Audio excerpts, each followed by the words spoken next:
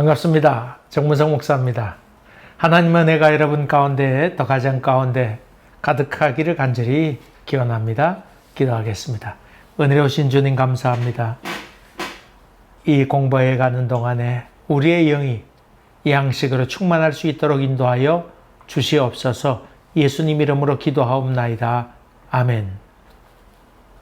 오늘 우리에게 주신 하나님의 말씀은 창세기 19장 30절 한 절만 봉독하겠습니다.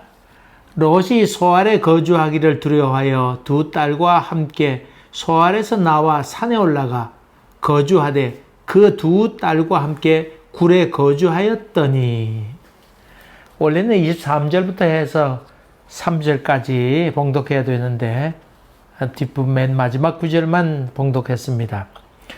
우리 사람들은 성경을 기록할 때에 현장의 사건에 있어서 여러 가지 과정을 대부분 다 생략합니다. 뭐 이렇게 싸웠다, 근데 뭐 이겼다, 졌다, 뭐 그런 얘기, 그리고는 뭐 사람 중심으로 설명을 좀 하곤 있습니다. 그 과정에 대해서 왜 그렇게 많이 생략하고는 결과 이렇게 적을 것인가, 그런 생각을 종종 해보게 됩니다. 오늘 성경 봉독한 말씀 가운데 롯이 소알성으로 들어갈 때까지 그 해가 돋았더라, 그 새벽에 아마 들어간 모양인데 그동안 그거 어떻게 거기까지 들어가게 된 것인지, 우물쭈물했는지 안 했는지 그런 데 이야기는 많이 나와 있지 않습니다. 물론 뭐 우물쭈물했다는 얘기 거의 나옵니다만은 어떻게까지 그렇게 돼서 밤새도록 오게 되었는지에 대한 얘기는 그렇게 없습니다. 아마도 이 신비를 설명하려고 그러면 신비의 과정은 다 설명할 길이 없죠. 기적적인 일이니까 설명할 길이 없는데, 그런 그 종교적이고 신비적인 얘기를 하다 보니까 그런 점에서는 좀 약점으로 설명할 길이 없어서 그런 과정이 있지 않았을까, 그렇게 추측해 봅니다. 어쨌든 간에 어떻게 왔는지, 어떻게라고 하는 점에 대해서는 우리가 다 알 길이 없고, 왜라고 하는 물음을 물으라고 하는 말씀을 드렸는데 히브리 사람들의 설명도 그렇습니다. 하여간에 소돔성에서 출발할 때는 아침 일찍이 천사가 깨워서 일어나게 되었다고 하는 기록이 나와 있지요. 그리고는 롯이 지체하게 되고 밤새껏 오게 되었는데 새벽에서야 도착하였더라. 여러분, 그 뭡니까? 이 조카 롯과 그의 가족들이 숨차게 씩씩대면서 헐레벌떡 달려왔을까요? 아니면 뭐 천천히 느그작느그작 하면서 달려왔을까요? 이 조카 롯은 꾸무덕거렸다고 하는 기록은 나와 있지요. 뭔가 미련이 많이 남아 있어서 빨리 소돔성에서 나오라 하지 않았다고 하는 것은 나옵니다만은, 또 소알성이 다 너희가 다 도망가기 전까지는 소알성에 재앙이 내리지 않겠다, 그렇게 하심에 대한 믿음이 있은 것인지. 사실은요, 소돔성에서 소알성까지, 소알성이 정확한 곳이 어딘지 알 길이 없지만은 소알성이라고 하는 것은 모든 성이 거반다 하룻길입니다. 하룻길이라고 하는 말은 이 성에서 출발해서 하루 종일 가서 저쪽 성에 도착하게끔 성을 많이 일반적으로 그렇게 성읍을 세웠습니다. 왜냐하면 그 당시는 다 걸어 다니는 문화였는데, 기껏해야 나귀에 짐을 싣고 이렇게 가는 것이 저들의 그 문화였었는데, 하루길이라고 하는 말은 이 성에서 출발해서 저 성에 도착하면 하루 걸리는 거리에 성읍을 두었습니다. 그 오는 과정 가운데 하룻간에 들어가지 못하게 되면 경야, 밖에서 자야 되잖아요. 그럼 들짐승의 위험도 있고, 또 그 당시 뭐 좀도둑이나 강도 이런 것들이 또 많이 있었는데 그런 사람들부터 공격을 받게 되면 안 되잖아요. 그래서 여기서 출발해서 저 성읍 안에까지 들어가게 되는 것을 하루길로 일반적으로 이렇게 잡았습니다. 아침에 출발해서 도중에 뭐 먹고 그 다음 또 가고는 뭐 이렇게 해서 쉬어가기도 하고 또 낮에는 햇빛 내리쬐는데 가긴 어렵잖아요. 그러니까 쉬었다 가서 어쨌든 쉬다 가다 해가지고는 하루에 도착하는 길 정도였으니까 이 소돔성에서 소알성까지 도착하는데 그 정도 거리였으면 적당한 거리였다고 그렇게 생각을 합니다. 그런 점에 보면 사실 그 조카 롯이 급히 달리지는 않았습니다. 그럴 필요도 그렇게 느끼지 않았습니다. 그런데 밤새껏 밤새껏 온 거로 봐서 설마 성읍이 멸망할까? 아마 그런 생각도 많이 있지 않았을까요? 뭔가 미련 두고 소돔성에 대한 아쉬움, 이 모든 걸 다 놓고 떠난다. 자기가 지금까지 부었던 노력과 모았던 축적했던 재산 이런 것들을 놓고 떠난다고 하는 것이 그에게는 못내 아쉬움으로 남지 않았을까요? 그런 점에서 또 하나님께서 내가 피할 곳까지 도착하기 전까지는 재앙을 내리지 않겠다고 하는 말만 들으면서 그런 말은 귀에 쏙 들어올 거 아니에요? 그러니까 아마 천천히 느긋하게 마음 먹고 오다 보니 새벽까지 갔던 것 같습니다. 사람은 다 자기 믿고 싶은 것만 믿지요. 자기 이롭게 해석하지요. 요즘 그 미국 대통령 선거하는 것을 이렇게 지켜보면서 공화당과 민주당파가 있는데 민주당 사람들은 민주당식대로 해석하고 공화당 사람들은 공화당식으로 서로 유리하다, 불리하다 그런 식으로 해석하는 것을 봅니다. 자기 믿고 싶은 것만 믿는 것. 이게 근본적으로 우리의 문제점인데 그렇지 않냐 그것을 넘어서서 하나님의 마음을 알아간다고 하는 것이 깊은 영적 세계에 들어가는 것이지요. 하나님께서 속히 가라고 했지만은 천사가 손을 잡고 이끌었으니 그때도 느긋했던 것 같습니다만은 어쨌든 간에 하나님께서 속히 가라고 명령했지만은 그는 그러고 싶지 않았던 것 같습니다. 드디어 재앙이 오게 되었습니다. 하늘에서 유황과 불로 비같이 내리게 되어서 그 거주하는 성읍과 그리고 온 들판까지 아마 그렇게 되었던 것 같아요. 온 백성들 또 땅에서 난 모든 것들 식물도 그렇고 동물도 그렇고 다 뒤집어 엎게 되는 사건이 있죠. 순식간에 이루어졌습니다. 준비 과정이 길 뿐이지 역사는 순간에 이루어질 때가 얼마나 많은지 모릅니다. 순식간에 초토화가 되었습니다. 세우는 데는 시간이 많이 걸립니다만은 허무는 데는 순식간입니다. 기도 응답도 마찬가지입니다. 오랜 시간 기다립니다. 그러나 성취되는 것은 순간적으로 성취되고 응답이 옵니다. 한데 뒤돌아보지 말라고 하나님께서 명령하셨음에도 불구하고 이 롯의 아내는 뒤를 쳐다보게 됩니다. 그러니까는 소금 기둥이 되었다고 성경은 이야기하고 있습니다. 롯의 아내는 왜 뒤를 돌아보았을까요? 그가 어느 도중에 뒤를 쳐다보았는지 아니면 소알성에 도착해서 이렇게 불바다가 되는 것을 보면서 뒤를 돌아보았는지 거기에 대한 것은 나와 있지 않는데 아마도 그 도중에 기록에는 그 재앙을 내린다고 하는 얘기 나오지만은 아마도 도중에 뒤를 돌아보지 않았을까요? 무슨 미련이 있었을까요? 아니면 호기심? 아니면 얘 큰일 났구나 두려워서 뒤를 보았을까요?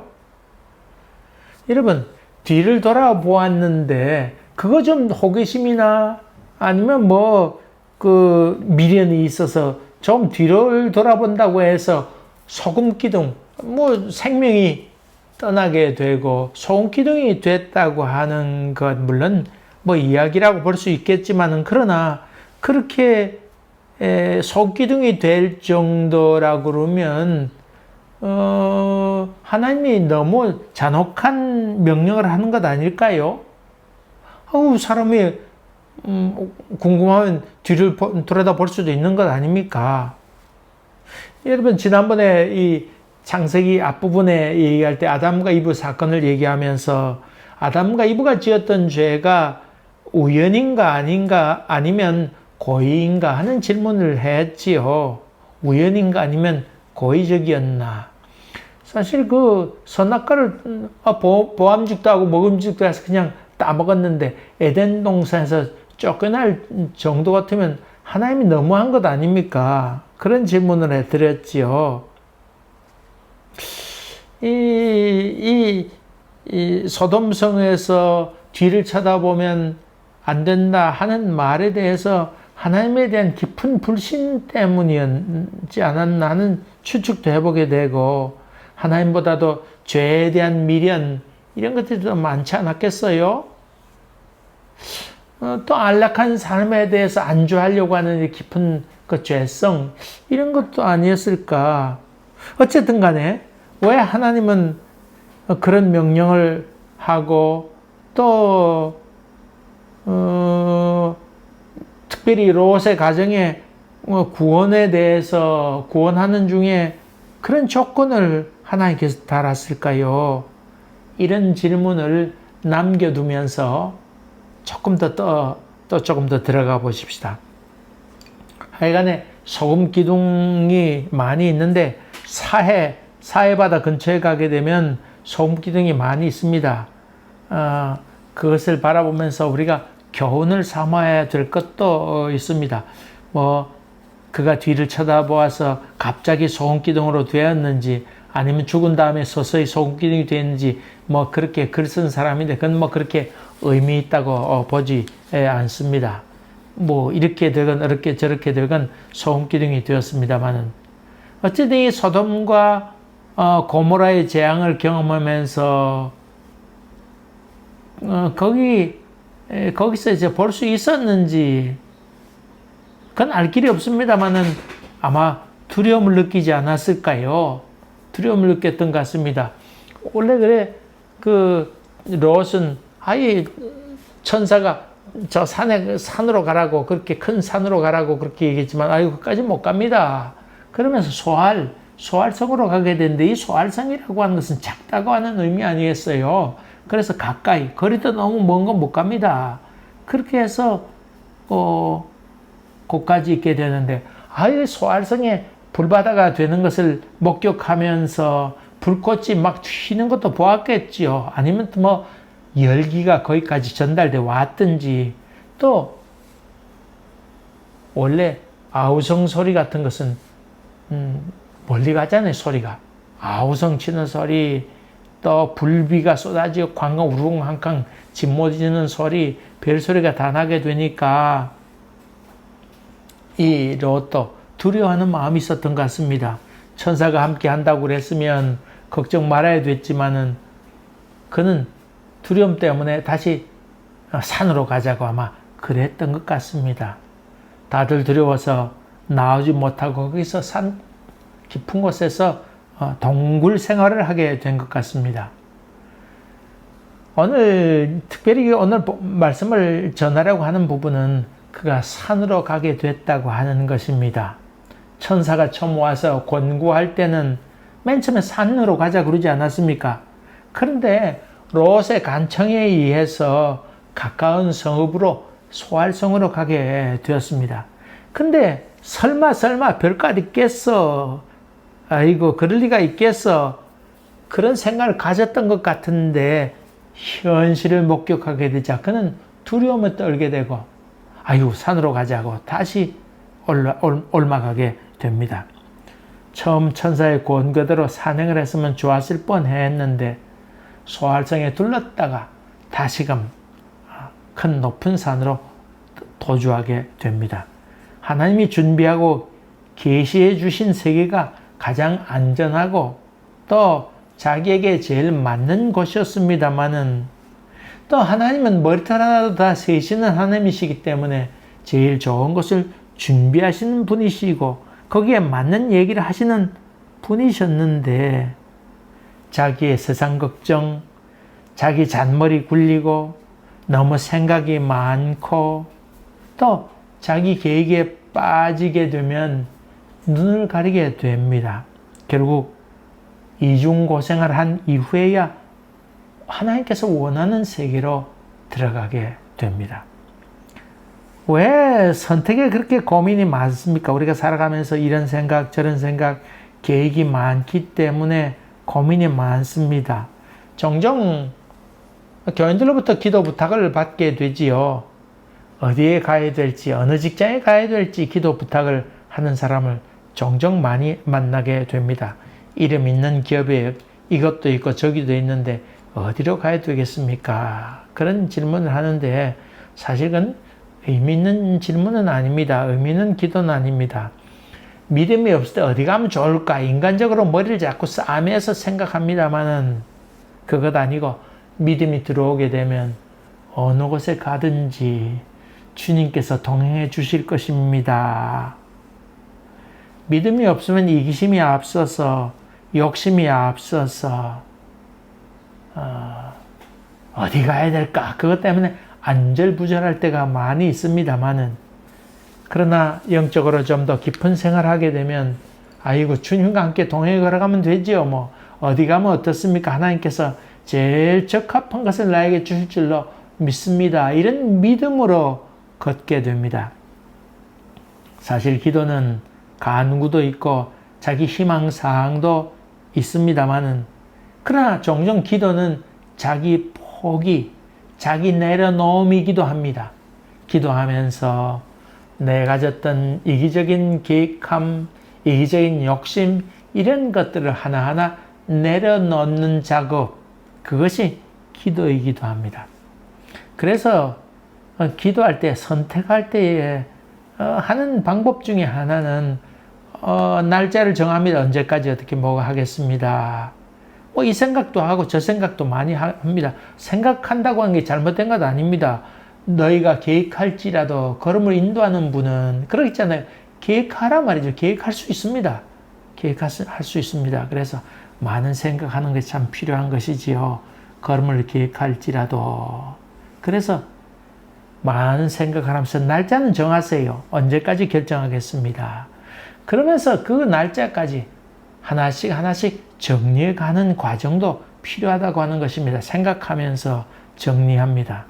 그리고 마지막 날, 바로 그 전날 되면 머리를 깨끗이 비우면서 어떤 생각을 하느냐면 하나님, 이렇게 해도 좋고 저렇게 해도 좋겠습니다. 그런 세계까지 이르러 가는 것이 참 필요한 과정이라고 하는 것입니다. 그리고는 선택하는 마지막 날 아침에 일찍 일어나서 머리가 깨끗이 맑을 때 그때 냉철한 머리로 판단하고 결정해 가면 좋습니다. 그 다음 나머지 일들에 대해서는 합력하여 선을 이루시리라고 하는 믿음을 간직하는 것이 참 필요한 일이라고 하는 것입니다. 선택한다면 후회 없이 걸어가는 믿음의 세계, 그것도 좋은 결정하는 것입니다.